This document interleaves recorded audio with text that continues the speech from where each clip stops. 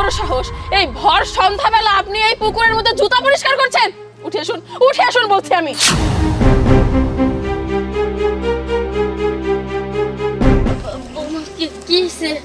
কি হয়েছে মানে? এই সন্ধ্যাবেলা আপনাকে কে বলেছে এই পুকুরের মধ্যে গিয়ে জুতা পরিষ্কার করার জন্য? কে বলেছে? খবরদার আম্মা, আমার সাথে আপনি মিথ্যে কথা বলবেন না। আপনি কিন্তু খুব ভালো মতো জানেন, আপনার চোখের ভাষা আমি বুঝি। কে বলেছে আপনাকে জুতা পরিষ্কার করার জন্য? এগুলো কার জুতা আপনি আমাকে বলুন। বৌমা, আমি তো কইলামই, কেউ কয় নাই। জুতাটি পছন্দ দেখলাম তাই পরিষ্কার করতেছে। বুঝতে পেরেছি, আপনি এভাবে বলবেন না। আমি একজন উকিল, ঠিক আছে? আমার চোখে আপনি ফাঁকি দিতে পারবেন না। আপনার চোখ যে মিথ্যা কথা বলছে আমি বুঝতে পারছি। মা, মা, এই মা, কোথায় তোমরা? সায়েম, শুভ, কি হইছে? চিল্লাচিল্লি করছস কেন সন্ধ্যাকালে? হ্যাঁ, সন্ধ্যাবেলায় তুই চিৎকার করছিস কেন? ও দেখে আমি সান্তালে করে দিন থাকমু তাও পারি না। এই তুমি চুপ করো তো। দেখেছি অবশ্য কোনো কারণ আছে। আচ্ছা, আমার শাশুড়ি, ওনার বয়স হয়েছে, এই ভর সন্ধ্যাবেলা পুকুর ঘাটে ওনাকে কে পাঠিয়েছে জুতা পরিষ্কার করার জন্য? কোনো কার জুতা? কেন পাঠাইছে জিজ্ঞাসা কর। জুতা, তাই না? তুমি পাঠিয়েছো? হ্যাঁ, তুমি পাঠিয়েছো। আমার জুতা না, আমি পাঠাবো কোথায়? আমি তো কলেজ থেকে এসে বাড়িতে ছিলাম, আমি তো কোনো কিছু বলিনি। বলেছি কিছু আমি আপনাকে? শুভ, তুমি নিশ্চয়ই আপুর সাথে মিথ্যে কথা বলবে না। তুমি বলো, তুমি পাঠিয়েছো? আমি পাঠাই নাই তো, আমি গেছিলাম কাজে, কাজ থেকে মাত্র কাজ শেষ করে বাসায় আসলাম। ও, সায়েম কিছু করনি, শুভ কিছু করনি, আমার দুই ভাই তো একেবারে আল্লাহর ফেরেশতা, তুমি করতেই পারো না। বাবা, ওগুলো তোমার জুতা? তুমি আমার শাশুড়িকে দিয়ে জুতা পরিষ্কার করাচ্ছ ভাবে পানির মধ্যে?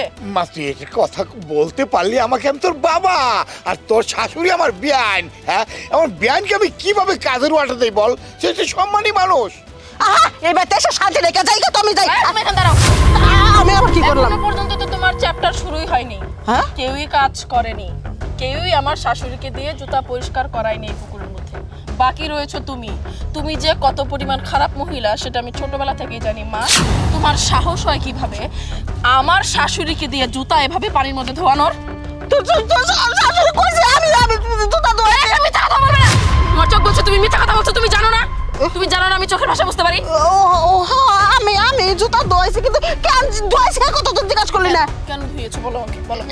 কইছিলাম তোর শাশুড়ি এখনো কলে জুয়ান আছে, দেখ একবারে ফকিনি পাট ধরে থাকে। হ্যাঁ, ফকিনি পাট ধরে থাকে। কইছি আপনি খালি ঘরে হুইয়া খাকর করে কাশেন, আর অসুস্থর বাদ দেখিয়া আপনি ডাক্তারের কাছে এত ওষুধ নিয়ে আহেন। হ্যাঁ, ওষুধ খায় মানুষের কোনোদিন শরীর সুস্থ হয় না। আপনি কাজ করেন, শরীর একবার বডি ফিটনেস ঠিক থাকবে, আপনার অসুখ বসুখ সব ছিঁড়ে যাবো। আপনি আমার জুতা পরিষ্কার করেন, তাই না?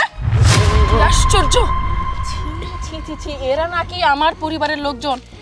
তুমি যাকে দিয়ে জুতা ধোয়াচ্ছ উনি আমার শাশুড়ি আম্মা, আমার হাজবেন্ডের মা, মানে আমারই মা। তোমরা এই ধরনের কাজ কিভাবে করতে পারো? আকাশ বিদেশ যাওয়ার আগে আমাকে আমার হাতে তুলে দিয়ে গেছে যে আমার যেন কোনো অযত্ন না হয়। তোমাদেরকে রেখেছে কেন? ওনার যত্ন করার জন্য, রেধে বেড়ে আমাকে খাওয়ানোর জন্য, আমার শাশুড়িকে খাওয়ানোর জন্য। তোমরা তো সেগুলো করছোই না। সব কাজ তো বাসার কাজের লোকই করে। কোন বাড়িতে থাকতে একটা ফকির, একটা মানে কি বলবো, জাস্ট আমার পরিবারের অবস্থা ভালো না সবাই জানে। আমার শ্বশুর বাড়ির লোকজন তোমাদেরকে এই বাড়িতে থাকার জায়গা দিয়েছে, কিন্তু তোমরা এই বাড়িতে থেকে আমারই শাশুড়িকে দিয়ে জুতা পরিষ্কার করাচ্ছ। একটা কথা বলবে না। আমার স্বামী যদি বিদেশ থেকে এসে এই ধরনের কাহিনী দেখে, আমি তার কাছে কি জবাব দেবো? যাদেরকে আমি রেঁধে মেরে খাওয়াচ্ছি এই বাড়িতে পড়ে আছে, তারাই আমার শাশুড়িকে দিয়ে কাজ করাচ্ছে। বুঝতে পেরেছি? তোমরা কখনোই ভালো হবে না। ছোট লোকের নজর না সবসময় ছোট লোকই টাইপেরই থাকে। তুমি এই মুহূর্তে বাড়ি থেকে বের হয়ে যাবে, যাও। আর কখনো আমার চোখের সামনে আসবে না।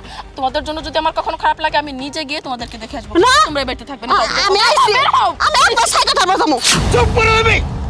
গেল, সবই গেল, মান সম্মান ইজ্জত সবই গেল একমাত্র তোমার জন্য। আরে তুমি এত ডাল হেড মহিলা কেন? আমি এটা বুঝতে পারি না। আমি তোমাদের এত নাটক আমি সহ্য করতে পারছি না। তুমি যাও তো, মাকে নিয়ে থেকে যাও। দেখো যেটা সন্দেহ করেছিলাম সেটাই হয়েছে। মাকে বারবার বুঝিয়েছি এরকম কাজ করো না, শেষ পর্যন্ত মান সম্মান সব গেল। যাবে না, এই মহিলা শুদ্ধ হবে না। নিয়ে যাও এখান থেকে। যাও। আর নুন খাও তার গুণ গাইতে পারো না। আজকে সব শেষ। যাও, বের হয়ে যাও। চলো। আমি যাব না। বের হও। আম্মা, আসলে আমার মা না একটু অন্যরকম টাইপের, তো একটু মানে ভুলই করে ফেলেছে। আপনি কিছু মনে রাখবেন না। মার হয়ে আমি আপনার কাছে ক্ষমা চাইছি। আমার প্লিজ আপনাকে। ও বৌমা, তুমি এরকম কথা কইতেছো কেন? তোমার মতো বৌমা পাওয়া তো এই ভাগ্যের ব্যাপার। আমি কপাল গুনে তোমার মতো বৌমা পাইছি। তুমি তোমার বউ না, আমার মাইয়া। তোমার মতো মাইয়া যদি বাংলার প্রতিটা ঘরে ঘরে থাকতো তাহলে কোনো শাশুড়ির আর এত কষ্ট করা লাগতো। আচ্ছা ঠিক আছে, এত কথা বলতে হবে না, চলুন তো আপনি বাড়িতে চলুন।